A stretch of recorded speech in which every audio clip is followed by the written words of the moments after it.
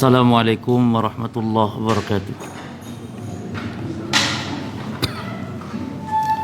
Innal hamdalillah nahmaduhu wa nasta'inuhu wa nastaghfiruh wa na'udzu billahi min shururi anfusina min sayyiati a'malina may yahdihillahu fala mudilla lahu wa may yudlil fala hadiya lahu wa asyhadu an la ilaha illallah wahdahu la syarika lahu wa asyhadu anna Muhammadan abduhu wa rasuluh sallallahu alaihi wa ala alihi wa ashabihi wat tabi'in wa man tabi'ahum bi ihsanin ila yaumiddin wa sallama tasliman katsira amma ba'd.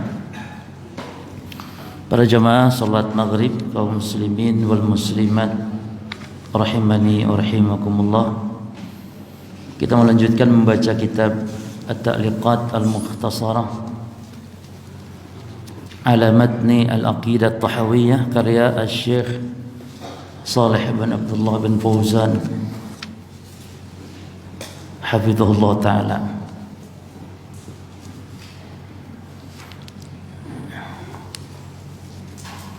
Baik, yang kitabnya dibagi dulu, halaman 124 125. Poin yang ke-122, halaman 124 sampai 125, poin yang ke-122. Pembahasan kita sebagaimana perkataan al-Imam Abu Ja'far At-Tahawi, wa nu'minu bil malaikati wa nu'minu bil malaikati wan nabiyyin, dan kami beriman, yakni maksud kami yakni ahli sunnah wal jamaah. Dan kita sekarang sedang mempelajari akidah para jamaah sekalian yang disepakati oleh seluruh ulama-ulama, imam yang 4 diantaranya.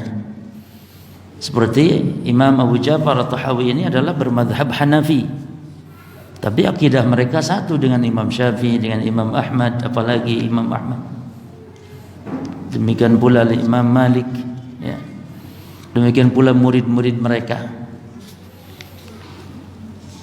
Maka keliru kalau seorang muslim katanya bermadhab fikihnya Syafi'i tapi akidahnya yang lain.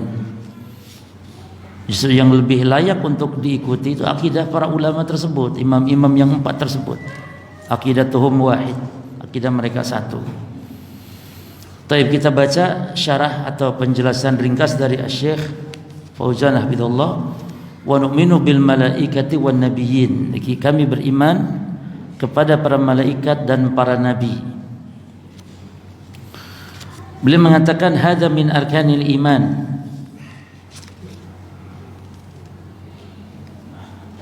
allati awwaluha al-imanu billahi. Ini adalah rukun iman, dan di antara prinsip akidah Ahlussunnah wal Jamaah para jamaah sekalian adalah mengimani kepada rukun iman yang 6 ini pokok. Ya, dan ini seluruh para nabi dan rasul sama, bahkan mengimani tentang rukun iman yang 6 ini. Ya, halaman 124 ya. Halaman 124, poin yang ke-122. Ya. Yang pertamanya iman kepada Allah. Iman kepada Allah ini mencakup iman kepada 4 hal. Al-imanu billahi ta'ala yatadammanu arba'ata umur. Iman kepada Allah itu tidak sempurna, tidak sah bahkan, sehingga beriman kepada 4 hal. Apa yang pertama? Al-iman biwujudillahi ta'ala, iman atas adanya Allah, yang mana iblis, orang kafir pun percaya ini. Yang kedua, al-iman birububiyatillahi ta'ala, iman kepada rububiyah Allah ta'ala, yang mengimani satu-satunya Allah yang menciptakan, menghidupkan, mematikan. Yang ketiga, al-iman bi uluhiyatillahi ta'ala, iman kepada uluhiyahnya Allah, meyakini bahwa satu-satunya Allah zat yang berhak diibadahi dengan benar. Banyak ilah selain Allah, sebagaimana Allah juga ilah, sesembahan yang wajib disembah. Namun ilah selain Allah itu walaupun disebut ilah, itu hanya penyebutan saja. Jadi hakikatnya ilah yang batil. Walaupun disebut ilah, bahkan Allah sendiri di Quran menyebutnya itu ilah, sesembahan. Jadi Allah dan sembahan-sembahan yang disembah selain Allah pun sama-sama disebut ilah. Namun bedanya kalau Allah ilahul haq, ilah yang hak. Makanya para jemaah, kalau mentafsirkan la ilaha illallah itu tidak boleh hanya sekedar tiada Tuhan atau tiada sesembahan selain Allah, itu tidak benar. Karena kalau tiada sesembahan selain Allah, ini pertama menyelisihi kenyataan. Banyak sesembahan selain Allah. Siapa bilang tiada sesembahan selain Allah? Ya. Dan bisa juga bermakna kalau tiada sesembahan selain Allah, berarti semua sembahan siapa? Adalah Allah. Berarti semua sembahan adalah Allah. Maka yang benar, tidak ada sesembahan yang hak, yang benar. Baru itu benar selain Allah. Jadi jangan cuman tiada Tuhan, tiada sesembahan selain Allah, tapi la ma'budah haqqun aw la ma'budah bihaqqin illallah. Tidak ada sembahan yang hak, yang benar, kecuali hanya satu Allah. Itu sesembahan lain banyak, iya banyak yang lain, namun itu tidak hak. Yakni batil, sesembahan yang batil. Taib ya. Jadi iman kepada Allah mencakup 4 hal. Yang keempat, iman kepada Allah yakni al-iman bi asma'ihi ta'ala wa sifatih. Iman kepada nama dan sifat Allah dengan keimanan yang benar. Ada orang yang iman pada wujudnya Allah namun tidak iman rububiyah, atau iman kepada rububiyah Allah namun tidak iman kepada uluhiyah, atau rububiyahnya wujud Allah, uluhiyahnya diimani namun asma sifatnya gagal. Tidak mengimaninya dengan benar, tidak menetapkan apa yang Allah dan Rasulnya tetapkan, dan menafikan apa yang Allah Rasulnya nafikan dengan tanpa tahrif, tanpa ta'til, tanpa tamtsil, takyif dan tamtsil. Ya, banyak yang mentakwil sifat-sifat Allah, mengingkari nama-nama Allah dan seterusnya. Jadi inilah 4 hal yang mencakup iman kepada Allah. Ya. Terus kata pengalif di sini,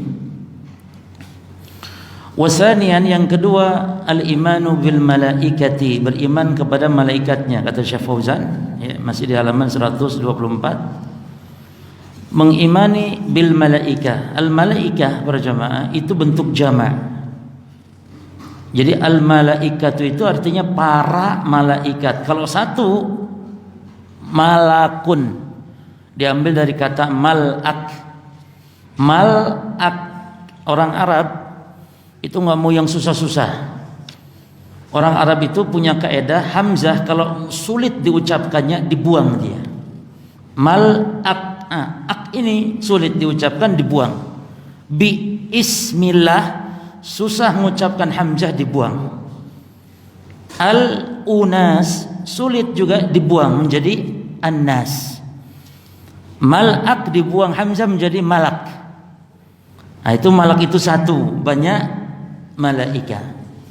Maka menerjemahkannya kepada para malaika. Apa arti malak jemaah? Malak diambil dari al-alukah yang artinya ar-risalah, utusan. Sebagaimana di dalam Quran Allah menyebutnya malaikat itu apa? Utusan. Allah mengatakan ja'ilil malaikah, Allah yang telah menciptakan, menjadikan malaikah uli ajnihatin, ya, yang memiliki ajnih, sayap-sayap. Nah, ja'ilil malaikati rusula, disebut di situ Allah yang telah menciptakan malaikat sebagai seorang utusan. Jadi utusan Allah itu ada 2. Ada utusan dari kalangan para malaikat dan ada utusan dari kalangan para nabi yang Allah jadikan sebagai utusan. Bahkan malaikat sendiri, disebutnya malaikat sendiri disebut utusan. Di sini Syekh juga membawakan ayatnya di halaman 23, ja'ilil malaikati rusulan. Allah yang telah menjadikan para malaikat sebagai rusulan, uli ajnihatin, yang memiliki sayap-sayap. Ya, ada di halaman berikut, ya, 125-nya. Nanti dijelaskan oleh Syekh Abdullah. Berarti setiap malaikat memiliki sayap. Maka bohong jemaah kalau ada istilah bagaikan malaikat tak bersayap. Masa semua malaikat bersayap. Ya, bagaikan malaikat tak bersayap. Makanya bagaikan, bohongan berarti. Ya. Berapa sayapnya Allah menyebutnya di sini? Ada yang masna, ada yang sulasa, dan ada yang ruba'. Ada yang 2, 3, ada yang 4. Ini ayat bukan ayat poligami. Ada lagi ayat poligami di surah Nisa. Mirip ini jumlahnya. Fankihu ma tawalakum minan nisa'i kam masna wa thulatha wa ruba'. Persis. Juga tukar. Jadi antara perintah kawin lebih dari satu dengan sayap malaikat sama, ayatnya mirip. Ya, nikahilah wanita yang baik berapa? 2, 3 atau 4. Taib. Malaikat, perhatikan jemaah, disebutkan wa huwa alamun. Dia adalah alam min alamil ghaibi, dari alam ghaib. Jadi malaikat itu walaupun ada yang hidup di bumi, tapi alamnya tetap alam malaikat, para jemaah. Seperti jin. Hidup sama kita jin itu. Jadi malaikat itu ada yang di langit tugasnya, ada yang di bumi. Yang memikul arasy Allah selantiasa berarti di langit. Tapi yang mencatat Bani Adam, kan kata Nabi, setiap kalian tuh ada pendampingnya dari jin dan dari malaikat. Berarti malaikat terus bersama Bani Adam. Berarti di bumi dia, namun alamnya beda. Jin juga di bumi bersama manusia, namun beda alamnya. Binatang, alam binatang pun macam-macam jemaah. Alamnya binatang pun macam-macam. Ini menunjukkan walaupun di bumi namun beda alam. Ya. Alam ghaib la ya'lamuhu illa Allah Subhanahu wa taala. Tidak ada yang mengetahui kecuali Allah Subhanahu wa taala. Artinya alam malaikat itu tidak ada yang tahu. Sebagaimana bahkan alam jin. Bukankah Allah berfirman tentang jin, innahu yarakum huwa wa qabiluhu min haitsu la tarawnahum. Yani jin itu ya melihat kalian dan para qabilahnya, melihat kalian wahai manusia, kata Allah, dari tempat yang kalian manusia tidak melihat mereka. Jadi jin termasuk alam gaib. Dan alam gaib tidak ada yang tahu kecuali hanya Allah. Ya. Gaib ada 2, sudah kita bahas. Gaib nisbi dan gaib mutlak. Gaib mutlak seperti tentang alam gaib, tidak ada yang tahu kecuali Allah.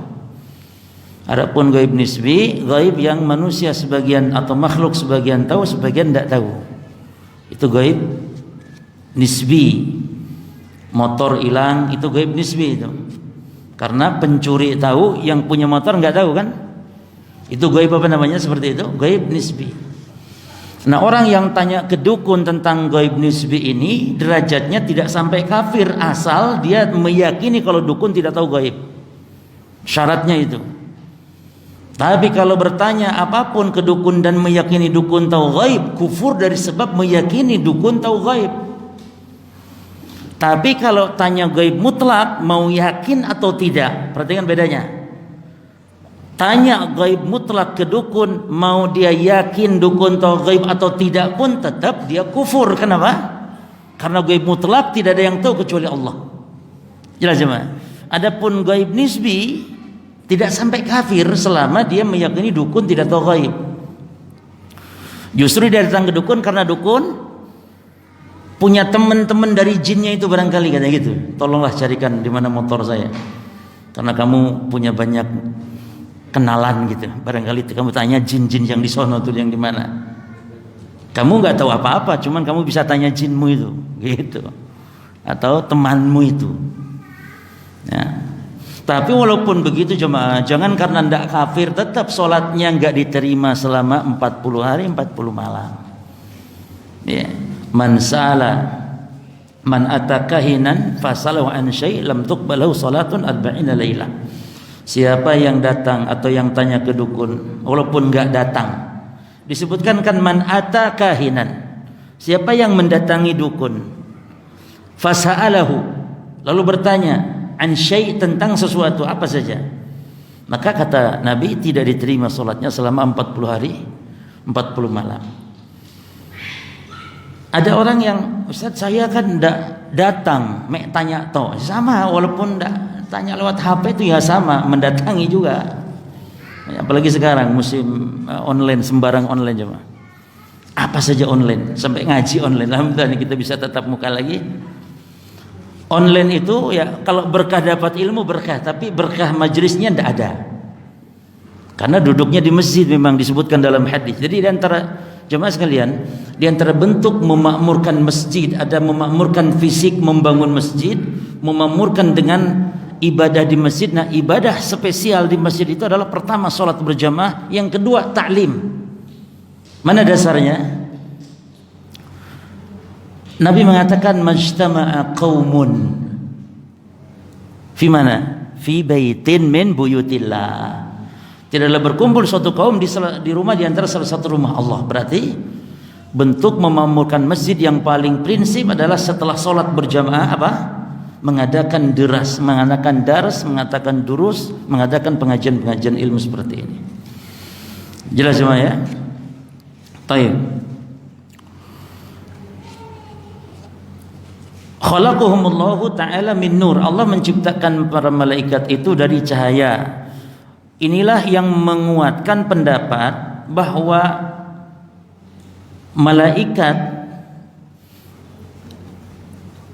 yang saat diperintah oleh Allah sujud kepada Adam, lalu Allah mengecualikan illa iblis, kecuali iblis, maka iblis yang tidak mau sujud kepada Adam tersebut, yang paling atau yang benar di antara pendapat adalah bahwa iblis itu bukan malaikat tapi jin. Sebagaimana dalam surah Al-Isra, dalam surah Al-Kahfi, Allah mengatakan, "Wa id kunna lil malaikati isjudu li adama fasajadu illa iblis kana minal jin."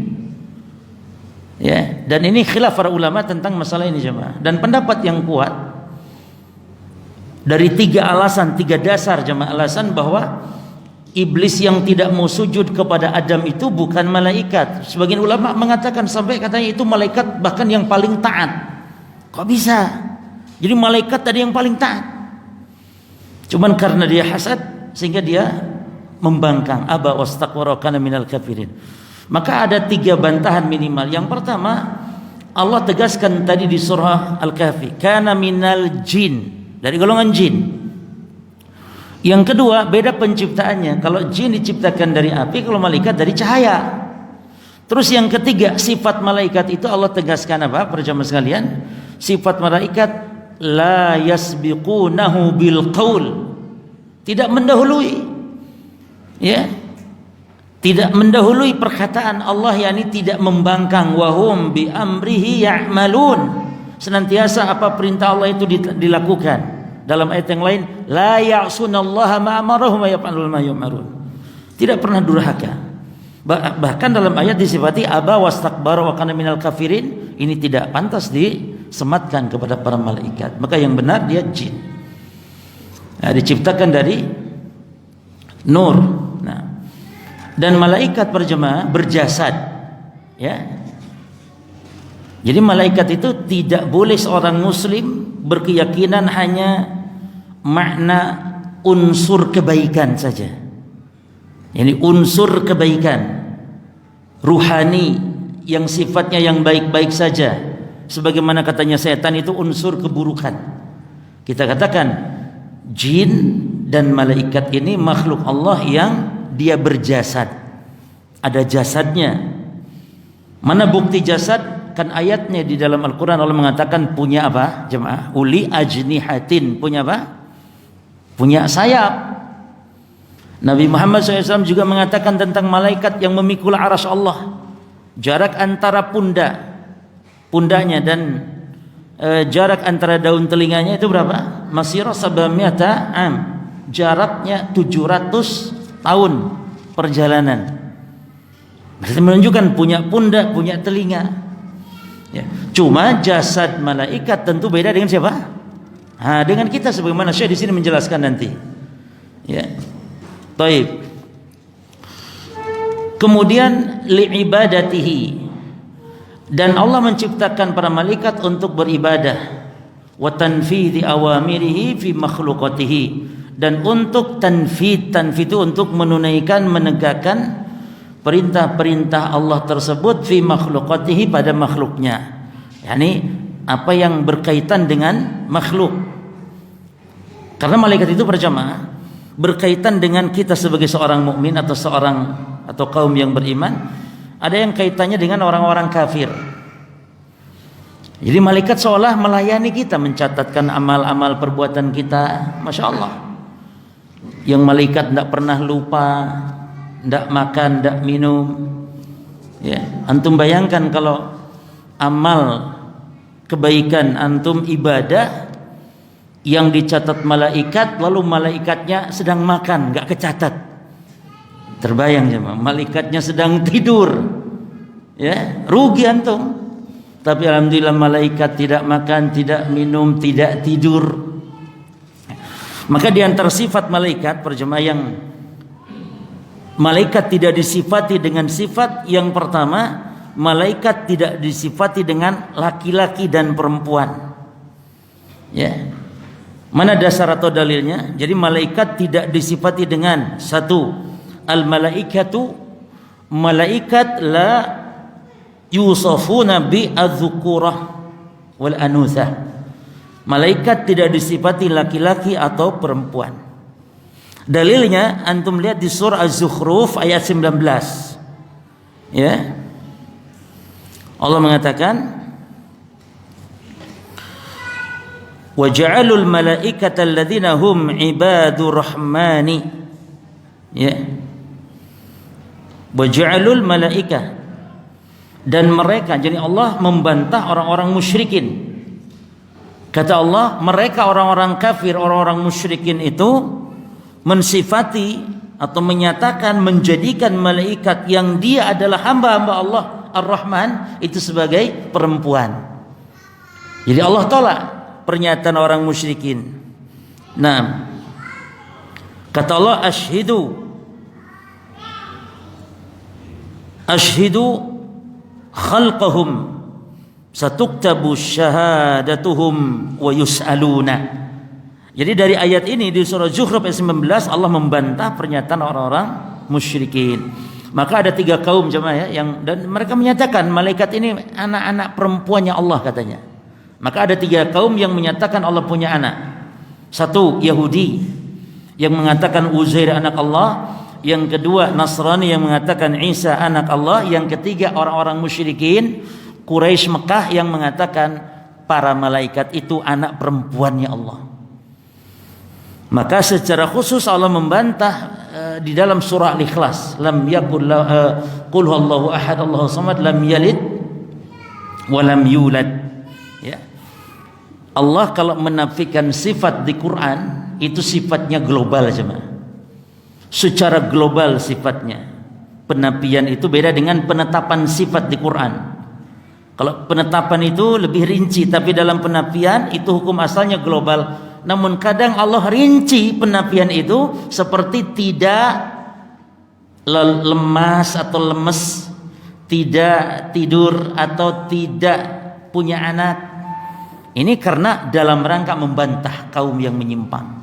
Jelas ya? Jadi secara umum penafian Allah itu secara umum sifat jelek dinafikan di Quran. Namun ketika merinci maknanya dalam rangka membantah. Seperti lam yalid wa lam yulad. Ini penafian khusus anak. Kenapa? Karena ada kaum yang sesat. Ketika Allah membantah wa ma masana min lughub, kami tidak letih. Kenapa dinafikan secara khusus letih? Tidak secara umum saja, tapi disebutkan khusus letih karena sedang membantah kaum Yahudi yang mengatakan Allah letih, Allah capek. Karena Allah menciptakan langit bumi dan makhluk, Allah menciptakan dalam 6 hari. Dari mulai hari Ahad, ya, kemudian sampai hari Jumat, Nabi Adam yang paling akhir diciptakan. Ahad sampai Jumat, lah Sabtunya katanya Allah capek, istirahat jemaah. Sehingga Allah bantah wa ma masana min lughub. Demikian pula pernyataan ya malaikat anak-anak Allah, Allah bantah. Yahudi mengatakan Uzair anak Allah, Allah bantah secara khusus. Yang kedua jemaah sekalian, malaikat la yakuluna wa la yashrabun. Malaikat tidak disifati makan minum. Itu di dalam surah Hud, ya, tentang kisah tamunya Nabi Ibrahim. Nah, walaqad ja'at rusuluna Ibrahima bil busyra. Nah, itu dari mulai ayat yang ke 69 sampai 70 dijelaskan Nabi Ibrahim menyuguhkan apa? Anak sapi. Ya. Yani anja'a bi'ijlin hanid. Hanid itu anak sapi panggang, hanid.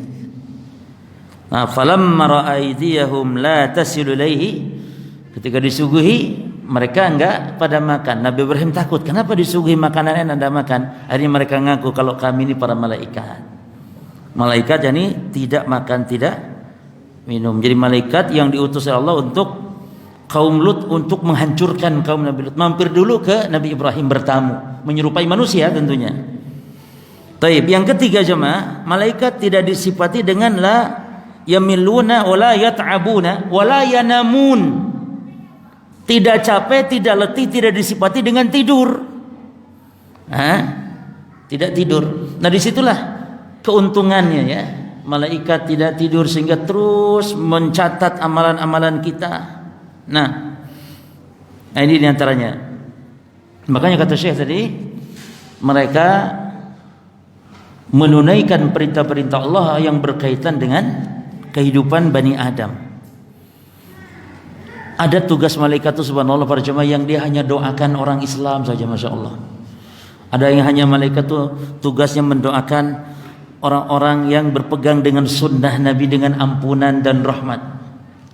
Itu kalau kita baca, ya, di antara malaikat-malaikat terhadap orang-orang yang beriman, malaikat terhadap orang yang beriman itu luar biasa para jemaah. Bagaimana malaikat tersebut ada yang mendoakan yang selama di masjid nunggu sholat itu terus. Kata Nabi, orang yang menunggu sholat setelah sholat di masjid itu malaikat tusalli alaihil malaikatu, para malaikat mendoakan. Namun syaratnya kata Nabi malam yahduts, selama orang itu belum batal. Nah, makanya ini kekhususan atau keistimewaan berjemaah untuk pertama menjaga wudu, yang kedua kalau sedang di masjid menjaga untuk tidak batal, ditahan, kalau mau kentut ditahan, ya. Karena selama tidak batal terus Allahumma ighfir lahu, Allahumma arhamhu, Allahumma ighfir lahu, Allahumma arhamhu, ya. Kecuali yang punya penyakit tentu lain lagi jemaah. Karena ada di antara ikhwah kita yang memang gampang saja, malah enak prat di masjid itu, padahal itu kesempatan untuk didoakan oleh para malaikat. Terus secara umum menjaga wudu, setiap kali batal wudu, setiap, walaupun bukan untuk sholat. Dan kalau seorang muslim niat berwudu, kalau sudah terangkat hadas, nanti untuk sholat itu sudah langsung sholat tanpa wudu lagi. La yahfadzul wudu illa mu'min, tidaklah menjaga wudu kecuali seorang mukmin. Ya, jadi biasakan. Dan seorang muslim ketika punya wudu meninggal dunia, otomatis berarti meninggal dalam keadaan husnul khatimah, dalam keadaan dia ibadah, suci badannya. Ini luar biasa, ya. Ya tentu berjemaah kalau tidak tahan, ya, ini bagi yang tahan jaga wudu, setiap batal wudu lagi, setiap batal wudu lagi. Nah, kemudian perhatikan di sini kata Syekh Fidahullah, auqala ilaihim a'malan, ditugaskan kepada para malaikat beberapa amalan-amalan yaqumuna biha, yang dilakukan oleh mereka, kemudian wa yunaffidhunaha fi makhluqatihi, ya, dan dieksekusinya atau dilakukannya pada makhluknya. Minhum, diantaranya hanya sekedar contoh, al muwakkal bil wahyi, di antara mereka yang ditugaskan untuk yakni menyampaikan wahyu. Siapa? Malaikat Jibril. Wa minhum al muwakkalu bil qatri, di antara mereka ada yang diberi tugas al muwakkal untuk menurunkan hujan. Jadi yang menurunkan hujan itu bukan Allah, tapi Allah perintahkan, ada tugasnya. Dan bayangkan jemaah sekalian, malaikat ini namanya malaikat Israfil atau malaikat Mikail, ya. Kalau Israfil yang apa? Meniup sangkakala. Malaikat Mikail ini juga yang menumbuhkan tumbuh-tumbuhan, yang menurunkan hujan dan yang menumbuhkan tumbuh-tumbuhan. Maka di sini kata Syekh, wan nabat, dan yang menumbuhkan tumbuh-tumbuhan. Ya. Satu lagi malaikat yang ditugaskan untuk binafkhir fis sur, untuk meniup sangkakala. Nah, 3 malaikat ini jemaah, itu 3 malaikat yang ditugaskan untuk mengurusi kehidupan.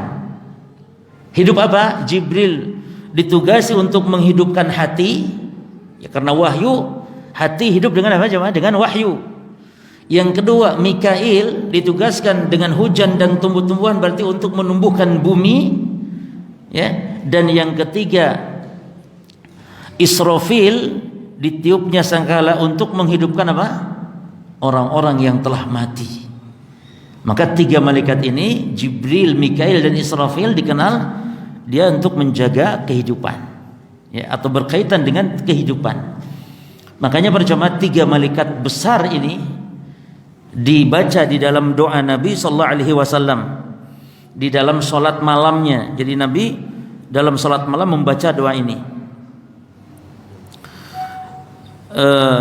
Disebutkan ketika Nabi salat malam, para jemaah, ketika Nabi salat malam itu Nabi membaca doa, Allahumma Rabb Jibril wa Mikail wa Israfil fatir samawat, dan seterusnya. Jadi 3 malaikat disebut secara khusus, disandarkan rububiyahnya kepada Allah. Wahai ya Allah, Rabbnya Jibril, Rabbnya Mikail, Rabbnya Israfil. Kenapa 3 ini? Karena inilah 3 malaikat yang agung. Yang paling agungnya Jibril alaihissalam. Jelas ya? Di antara agungnya malaikat ini, 3 malaikat ini ditugaskan tentang kehidupan. Hidupnya hati, hidupnya bumi, dan hidupnya orang yang mati kelak di hari kiamat. Ini ketika terjadi kiamat. Kemudian disebutkan oleh Syekh, minhum al-muwakkalu biqabdil arwah. Untuk qabdil arwah, mencabut ruh. Malaikat apa namanya ini? Nah, yang sahih disebut namanya malakul maut saja, sebagaimana dalam hadis Ahmad dari sahabat Al-Bara bin Azib tentang peristiwa pencabutan nyawa. Itu dijelaskan dalam hadis itu. Ketika itu Nabi menyampaikan kisah pencabutan nyawa tersebut ketika Nabi mengantar jenazah salah seorang sahabat Ansor. Zahirnya hadis berarti di kuburan itu sambil nunggu menggali kubur atau sambil nunggu pengkuburan itu dibolehkan untuk berceramah. Namun para ulama mengatakan boleh juga setelah jenazah dikuburkan. Nah, yang jelas Nabi di situ menyampaikan tausiah kepada para sahabat. Disebutkanlah kisah ketika bagaimana nyawa itu dicabut. Nah di situ hadis Nabi menyebutkan summa yaji'u malakul maut. Nabi tidak mengatakan summa yaji'u Israil. Enggak, hadisnya sahih padahal. Dan ini dalam kaidah berarti Nabi kalau memang ada nama lain pasti menyebutkannya, karena di posisi sedang mengajarkan. Dan yang kedua, dalam kaidah dikatakan takhirul bayan indal hajah la yazuz. Mengakhirkan penjelasan saat penjelasan dibutuhkan enggak boleh. Maknanya berarti kalau memang itu Israel, pasti Nabi akan sebutkan Israel. Karena mengakhirkan bayan enggak boleh. Ini jelas menunjukkan berarti memang bukan Israel namanya, walaupun itu masyhur. Siapa namanya? Malakul maut saja, itu yang sahih. Sebagaimana juga disebutkan oleh Syekh Albani dalam kitab Ahkamul Janaiz. Kata Syekh Albani rahimahullah taala, Israel ini penamaan yang kemungkinan, kata beliau, itu berasal dari Israiliyat, kisah-kisah dari kaum Bani Israel atau dari ahli kitab, yang mana sikap kita apa? Tidak membenarkan dan tidak mendustakannya. Jadi kita wallahu alam namanya siapa, namun kita punya dalil. Nabi menyebutnya summa yaji'u malakul mauti. Di Quran juga demikian, cuma bukan hanya di hadis. Ya. Di dalam Al-Quran juga disebut malakul maut. Bisa dilihat ayatnya di dalam Al-Quran bahwa yang mencabut nyawa adalah malakul maut. Di surah As-Sajdah ayat 11 jemaah. Dalil yang menunjukkan bahwa malaikat pencabut nyawa hanya disebut malakul maut saja. Allah mengatakan, "Qul yatawaffakum malakul mauti." Katakan Muhammad, malaikat maut yang telah mewafatkan kalian. Ada yang menarik jemaah sekalian, ketika membahas malaikat pencabut nyawa. Di dalam Al-Quran, di 3 tempat Allah menyebutnya itu, di 3 tempat jemaah ya, pencabutan nyawa itu pertama disandarkan kepada Allah, yani Allah yang mencabut nyawa. Yang kedua, kalau Allah yang mencabut nyawa di surah Az-Zumar ayat 42. Ini nanti akan kita jelaskan, ini tidak kontradiksi. Di surah Az-Zumar 42 disebutkan yang cabut nyawa Allah. Allah yatawaffal anfus hina mautiha walati lam tamut fi manamiha. Allah lah yang mencabut nyawa saat dia matinya, dan Allah juga yang mencabut nyawa saat tidak mati, yang ketika tidurnya. Makanya jemaah, wafat, Allah yang mewafatkan jiwa, berarti tidur pun disebut wafat. Ya. Jadi kalau maka Nabi Isa ketika Allah wafatkan, maknanya ditidurkan, karena wafat dalam bahasa Arab tidak harus mati tapi tidur.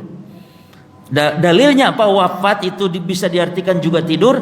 Az-Zumar 42 tadi. Apa kata Allah? Allahu yatawaffal anfus hina mautiha walati lam tamut fi manamiha. Allah yang mewafatkan jiwa saat matinya, Allah pula yang mewafatkan jiwa yang tidak mati saat tidurnya. Maka kata para ulama, sebenarnya jemaah, orang tidur itu sebenarnya juga itu dicabut nyawanya. Orang tidur dicabut nyawa, cuman dekat di situ disimpan. Sehingga nanti ketika ada Allah kembalikan, orang bangun lagi. Namun tetap disebut wafat. Ya.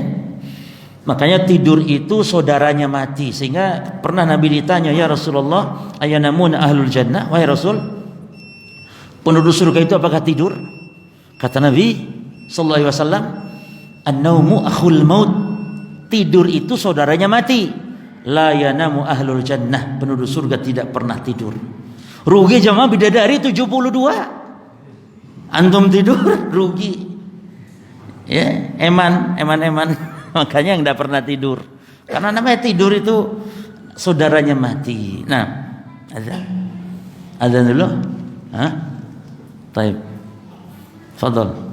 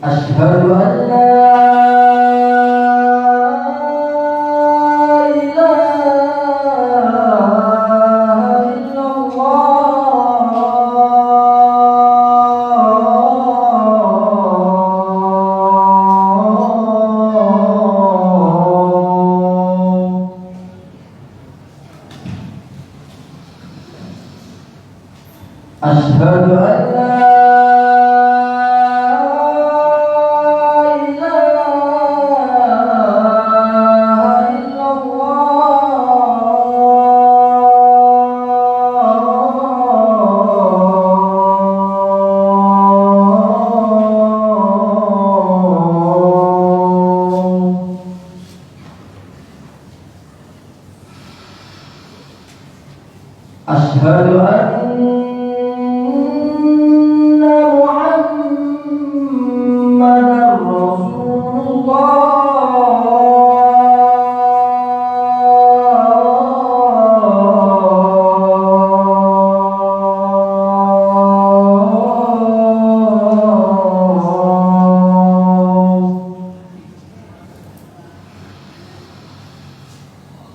Asyhadu anna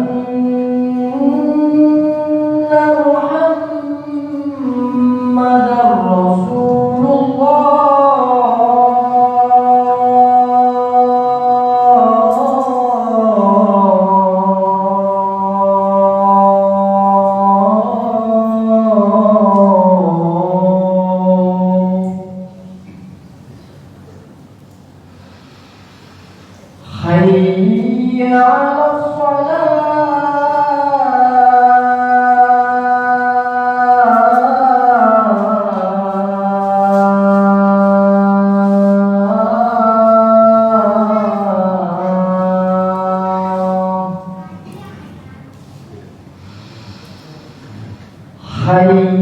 hayya 'alas hayya 'alal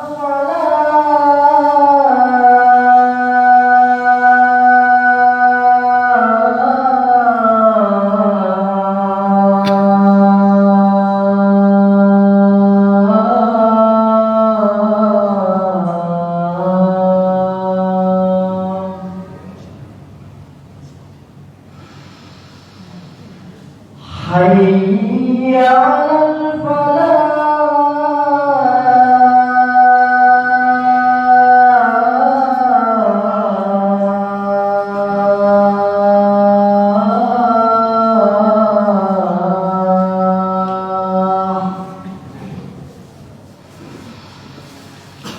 hayya 'alal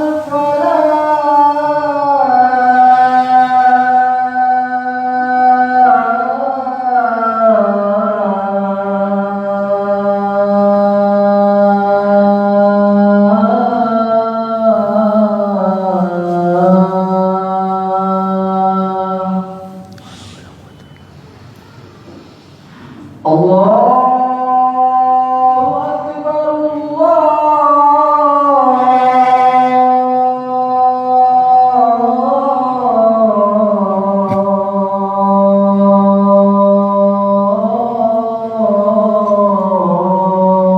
Allahu Akbar.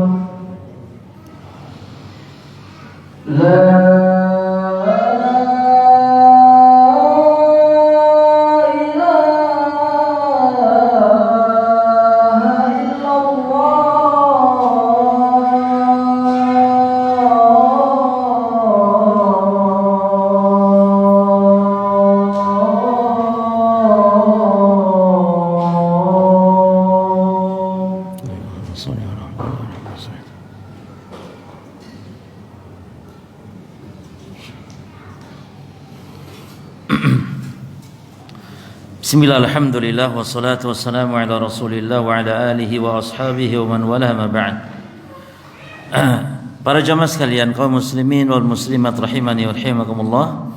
Dari surah Zumar ayat 42 tadi kita simpulkan bahwa wafat ada dua, ada wafat kubra, ada wafat sugra. Wafat kubra adalah kematian yang berpindahnya seorang dari alam dunia ke alam barzakh. Adapun wafat sugra adalah tidur. Jadi Allah menyebut wafat. Makanya gampang saja ketika menafsirkan firman Allah, inni mutawaffika wa rafi'uka ilayya. Aku wafatkan engkau wahai Isa dan aku angkat. Aku angkat kepadaku, kata Allah. Maka wafat di sini tidak harus Nabi Isa bermakna telah mati, yakni mati kubra. Wafat kubra belum tentu. Dan yang benar kalau diartikan wafat di situ maknanya wafat sugra, yakni Nabi Isa diapakan oleh Allah lalu diangkat, ditidurkan oleh Allah lalu diangkat. Atau kalau mau diartikan wafat di situ yakni bermakna wafat kubra, Nabi Isa wafat, itu ayat dimaknai yakni yang harusnya diawalkan diartikan dengan diakhirkan. Ini ayat itu maknanya bukan inni mutawaffika tapi inni rafi'uka. Didahulukan diangkat lalu nanti diwafatkan kalau kelak turun di akhir zaman. Ya. Jadi tidak boleh seorang muslim berdasarkan ayat itu memahami bahwa Nabi Isa sekarang telah meninggal dunia. Enggak boleh. Kan akidah Islam, akidah Ahlussunnah wal Jamaah meyakini Nabi Isa diangkat. Kalaupun wafat maknanya tidur, atau kalaupun wafat maknanya meninggal dunia, ya itu maknanya diakhirkan. Diangkat dulu maknanya, baru kemudian diwafatkan kalau sudah turun ke dunia. Karena tidak mungkin wafat di alam langit sana, wafat nanti di dunia dikembalikan. Baik, terus jemaah sekalian, kembali ke bahasan kita. Yang pertama Allah ya. Yang kedua yang mewafatkan malaikat maut di surat apa tadi? Sajdah ayat 11. Yang ketiga di surah Al-An'am ayat 61, yang mewafatkan itu, yang mencabut nyawa itu adalah para rasul kami, kata Allah. Hatta idza jaa ahadakumul maut tawaffathu rusuluna. Sehingga ketika datang kepada salah seorang kalian kematian, diwafatkan oleh para rasul kami. 3 ayat ini tidak kontradiksi jemaah. Tidak kontradiksi.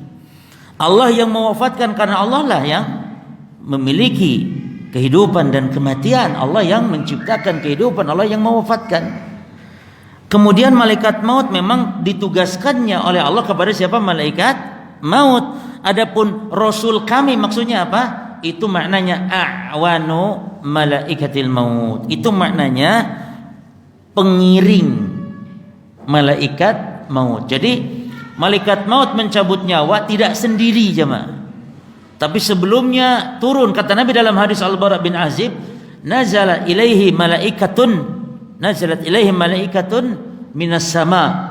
Turun para malaikat dari langit kepada orang yang akan dicabut nyawanya. Kalau orang beriman, bidru wujuh ka'anna wujuhum syams.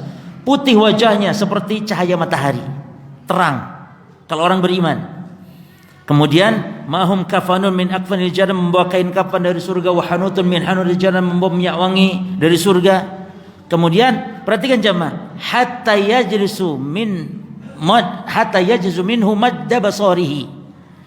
Lalu para malaikat yang turun tadi, para jemaah ya, turun malaikat tadi itu duduk di sekeliling orang yang akan dicabut nyawa. Berapa jumlahnya? Sejauh madda basarihi, sejauh mata memandang. Hadis ini menunjukkan kalau jumlah malaikat itu tidak terbatas. Kita tidak tahu. Sejauh mata memandang berapa? Enggak tahu, banyak pokoknya. Nah, ketika itulah baru turun, kata Nabi, hatta atau summa yaji'u. Ya, lalu datanglah siapa? Malakul maut. Lalu datanglah malaikat maut. Nah, maksud rasul kami yang mencabut nyawa maksudnya apa? Malaikat maut yang diiringi oleh para a'wan. A'wan itu pengantarnya. Kalau orang beriman berarti malaikat rahmat jemaah. Kalau orang kafir, orang durhaka, durzana, maka yang datang malaikatul azab. Jadi ada pengantarnya, sehingga ayat ini jadinya tidak bertentangan, ya. Baik, kemudian saya mengatakan di sini, wa minhum muwakkal bihifdina. Di antara mereka al-muwakkalu yang ditugaskan oleh Allah bihifdzi amali bani Adam, memelihara menjaga amalan bani Adam. Maksudnya mencatat. Di sebelah kanan mencatat amal kebaikan, di sebelah kiri mencatat amal keburukan. Itu makna menjaga amalan bani Adam. Jadi alhamdulillah antum jangan khawatir. Salat saja jangan pikir-pikir, aku wingi salat, catat enggak ya? Wis aja mikir, pasti dicatat wis. Jemaah, enggak tidur, enggak ngantuk, enggak lupa malaikat, enaknya gitu. Bayangkan antum kalau oleh Allah diperintahkan, wahai hamba-hambaku, beramalah kalian dan catat sendiri amal-amal kalian. Wah, angel jemaah, lali pasan. Ya. Terus indahnya lagi, malaikat yang kanan dia khusus yang baik-baik saja jemaah. Salat, tahajud, puasa, bakti orang tua, sedekah, ngaji, taklim, ngapal Quran. Ini kanan. Giliran yang kiri, giliran kiri, tiktokan, maling, zina, dengan musik, rokokan. Ini sing kiri ya, Pak. Yang kiri ini. Jadi malaikat enggak akan ketukar. Antum tahajud ditulisnya begadang misalnya. Enggak aja mah, tahajudnya tahajud. Enggak ditulis moro-moro jadi gaplehan, main gapleh, main remi padahal tahajud. Ini kiri kanan ini lain. Itu menjaga amalan Bani Adam. Jelas ya? Wa minhum al-muwakkal bil jibal. Ada malaikat penjaga gunung. penjaga gunung. Wa minhum al-muwakkalu bil ajinnati fi butuni al-hawamil. Perhatikan lafadznya al-hawamil. Malaikat yang ditugaskan untuk menjaga, mencatat janin-janin yang ada di perut-perut yang hamil. Kenapa yang hamil? Karena belum tentu manusia, bisa jadi juga binatang. Pokok setiap yang perempuan, setiap yang hamil baik manusia ataupun binatang. Namun kalau manusia dicatat di sini sebagaimana dalam hadis, "Tsumma yursalu ilaihil malak", diutus padanya malaikat lalu fayaktubu rizqahu wa ajalahu wa amalahu wa syaqiyyun aw sa'id. Dicatat 4 hal rizkinya, ajalnya, amalnya. Lalu yang keempat syaqiyun aw sa'id. Apa makna syaqiyun? Celaka atau bahagia, maksudnya penduduk neraka atau penduduk surga. Subhanallah jemaah. Jadi Allah Subhanahu wa taala sudah menetapkan berapa total penduduk surga, berapa total penduduk neraka, dan neraka pun ada 2, berapa yang keluar, berapa lama di nerakanya, dan siapa saja yang kekal, itu namanya sudah tercatat lengkap jemaah. Sebelum manusianya ada sudah tercatat. Makanya kita ini hidup jalani saja ikhwan, sing tenang. Hidup kita ini di atas jalan, lalu tawakal kepada Allah, nggak usah takut resah, semua sudah tercatat, tinggal antum jalani. Ketika antum beribadah berharap kepada Allah rahmat, ketika antum berbuat dosa segera berharap kepada Allah ampunan, segera bertobat. Jangan takut dengan rizki, dengan takdir dan yang semisal. Justru orang yang beriman dengan takdir akan merasa tenang di hidupnya. Taib, fahum muwakkaluna bi'amalin. Mereka juga ditugaskan oleh Allah bi'amalin yakumuna biha kama amara Allah taala biha, dengan amalan-amalan yang harus mereka tunaikan sebagaimana yang Allah perintahkan. Jadi malaikat itu juga ditugaskan selain untuk ada yang berkaitan dengan manusia. Dan para jamaah sekalian, malaikat hubungannya dengan manusia itu insyaallah mungkin di pertemuan yang akan datang kita perpanjang pembahasan ini, yaitu ada yang malaikat hubungannya dengan manusia secara umum, ya, seperti cabut nyawa itu kan umum, muslim kafir nggak peduli. Ada yang khusus dengan orang-orang beriman, dan ada yang khusus dengan orang-orang kafir saja. Apa saja kaitan malaikat dengan 3 golongan ini nanti kita akan kaji di pertemuan yang akan datang insyaallah. Kita lanjutkan sedikit.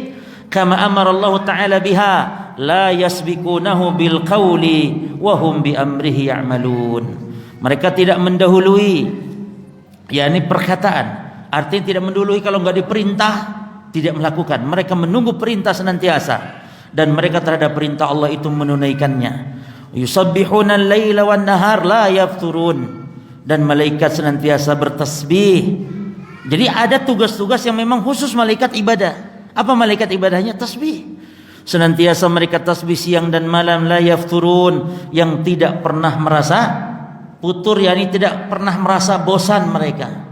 Kalau kita kan ada futurnya, dan itu wajar jemaah ya. Makanya Nabi pernah ketika Hanzalah mengatakan ketemu sama Abu Bakar, wahai Abu Bakar, gitu ya, mau kemana? Hanzalah mau kemana? Engkau mau kepada Rasulullah. Kenapa?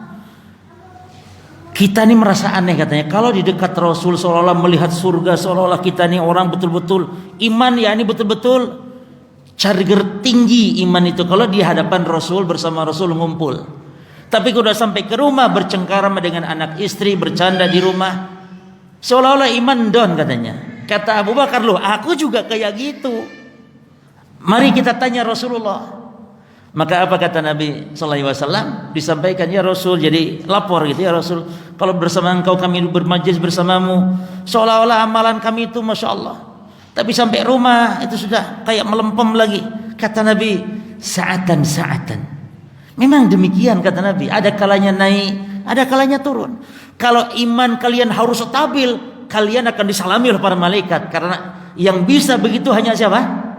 Malaikat jemaah. Tapi ini jangan sampai dijadikan wow, berarti boleh ya iman down ya. Artinya antum charger gitu loh. Memang ada saatnya down iman itu. Charger iman di mana? Di majelis ilmu seperti ini. Kayak antum sekarang ini, Masya Allah, ini semuanya 95 sampai 100 ini sudah nih, full ini. Nanti sampai rumah turun sedikit. Apalagi di rumahnya banyak musibah. Ada televisi, ada apa? Wis musibah jemaah.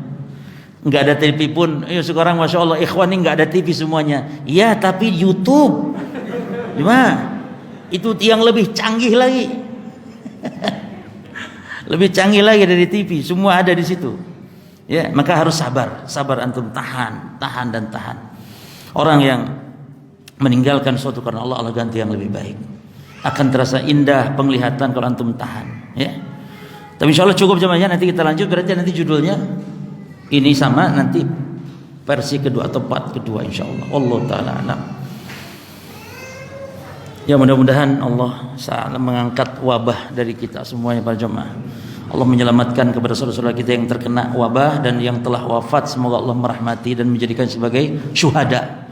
Karena wabah itu jemaah ya, enggak peduli apapun namanya, kalau yang namanya wabah yaitu penyakit yang menyebar merata dan mematikan misalnya, itu sama derajatnya disebut ta'un jemaah. Jadi ta'un itu bukan hanya penyakit tertentu, yakni wabah yang umum merata.